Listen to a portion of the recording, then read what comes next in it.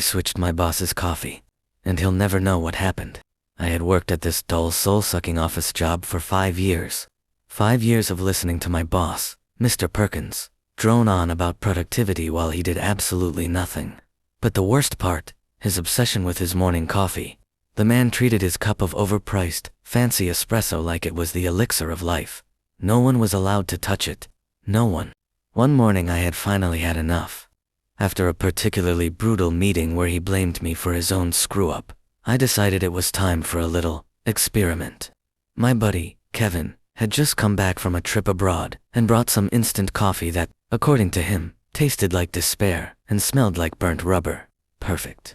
So, I got to the office early and carefully swapped out Mr. Perkins' prized coffee beans with the horror Kevin had gifted me. I even took the extra step of adjusting the machine to make sure it brewed the strongest, most intense cup possible. Right on schedule, Mr. Perkins strutted in, grabbed his mug, and took a big, dramatic sip. The reaction was immediate.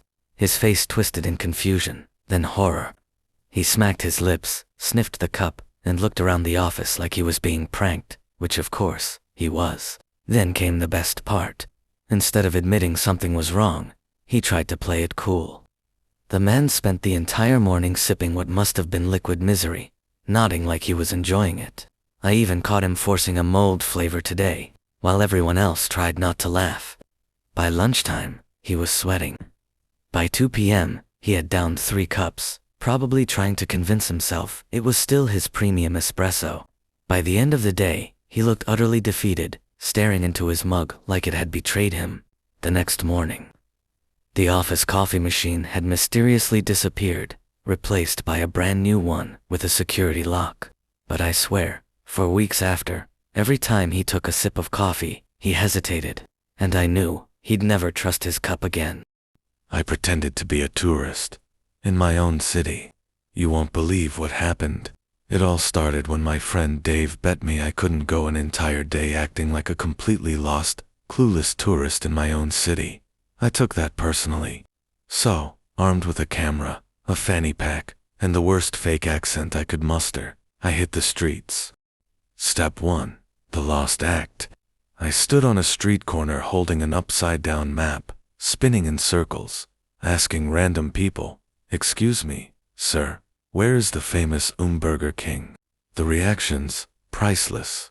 Some people genuinely tried to help, others looked at me like I was an alien.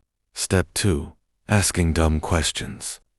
I walked into a coffee shop and asked the barista, "Do you guys have real Canadian maple syrup in your lattes?" She blinked at me and just said, "No." I nodded, took a dramatic pause, and whispered, "That's a shame." Step 3. The tourist photos. I took selfies in front of completely random places, a gas station, a traffic light, an ATM while loudly exclaiming, "Ah, what a historic landmark." People stared. A security guard at a bank actually asked me if I needed help. The grand finale.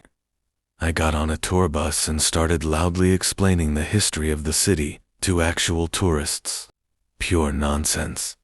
And this building? It was built by a famous wizard in 1823. That bridge, haunted by a ghost who only appears when it rains.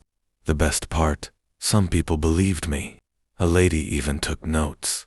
At the end of the day, I met up with Dave, still fully in character, and said, "Wow, what a beautiful country.